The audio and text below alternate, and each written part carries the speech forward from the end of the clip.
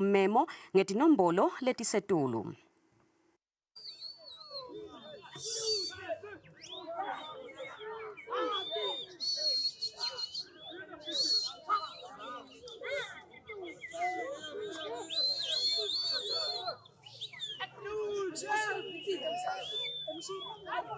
Ekube nilibutho lihlakule emasimi ebukhosi ngembene nasewukhetheni itolo ekseni lomhla livukele ensimini imfa abantu.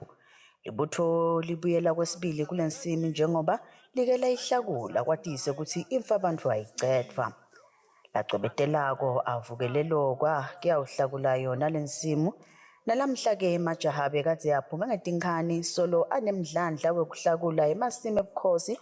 Kuyabonakala-ke ukuthi abesevele awulambele lo msebenzi ekubeni uke ume emavikini lendlulile umesodi imvula lebetiningi eveni.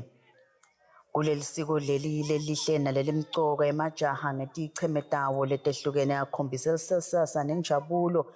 Kanti-ke njengoba kuba khona nengatsha yasitakala kakhulu ukufunza kabanti ngalo lisiko kwatise ukuthi ile kusasa lelive. Ngako itawukhona kulichuba, kuligcina kanye nokulondvolota.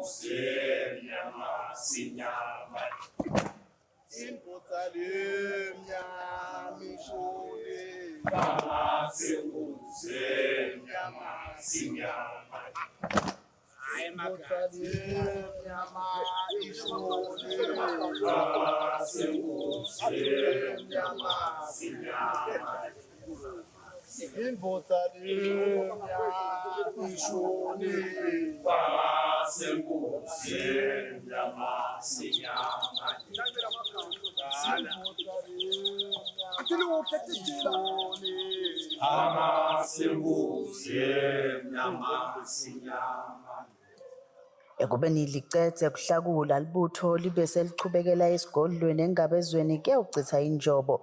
Lokhu-ke bese kusho kona kufika emaphethelweni kwemsebenzi walo libutho lomuhla. Ekuchitheni injobo libutho ligidzile khona esigodlweni.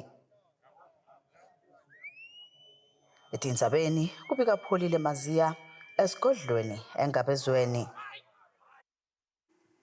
Umhlonishwa Ndvunankhulu Russell Mmiso